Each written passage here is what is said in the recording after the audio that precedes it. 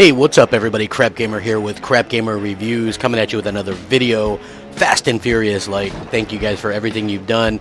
Please hit that like and subscribe button because it really helps out the channel, and I really appreciate it. Thank you guys so much for all the love and support. Make sure you guys check out MNC Mornings. It aired this morning. Please give it a like and share and sub and all that kind of stuff.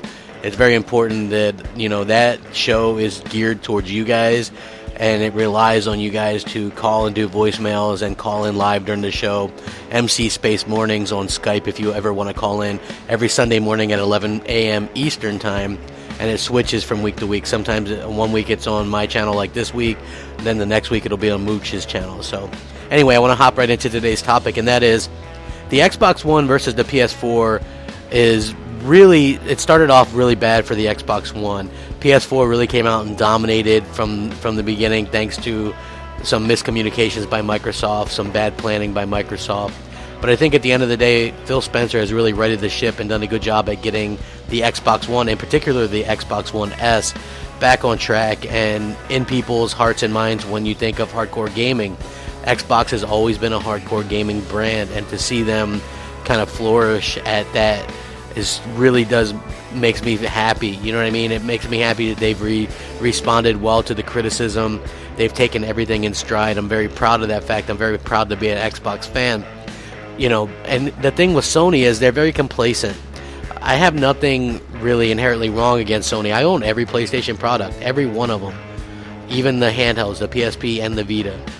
You know, I think that they make some quality hardware, but the problem lies with the software and the fact that they rest on their laurels a lot and don't do a lot to innovate once they have a lead. This happens a lot. It happened with the PS1. It happened with the PS2. The PS3 they got real cocky with, and we all know what happened there.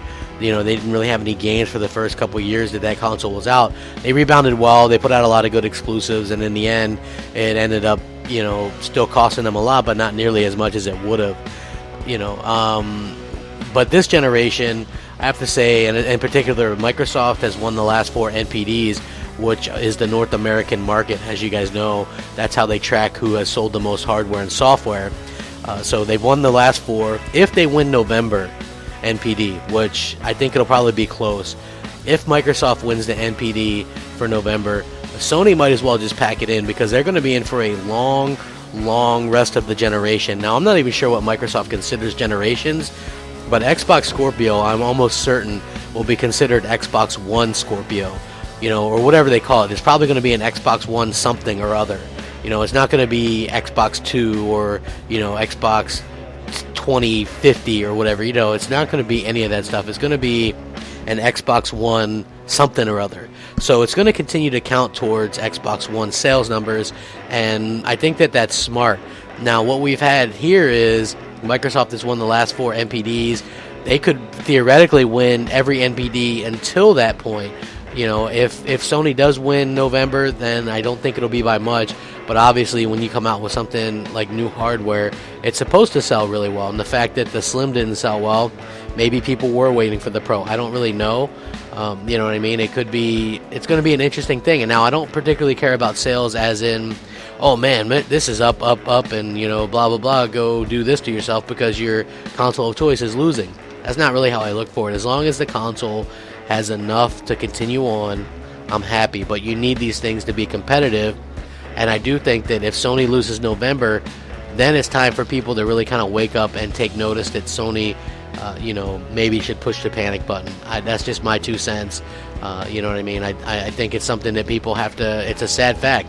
People don't like to see Sony struggle or to admit that Sony could be in a problem, especially considering they're leading right now. But nothing lasts forever, including leads, including being, you know, the white knights of gaming. So let me know what you guys think. Do you think it could possibly be over for Sony if they lose November NPD going forward? Sound off in the comment section. Rate, comment, subscribe. Hit me up on Twitter at @the_Crapgamer or Xbox Live MOH Crapgamer. And please join join my club on Xbox Live. Look for Xbox Nation. Happy to have everyone. Thanks for watching. Rack 'em up. Crapgamer out.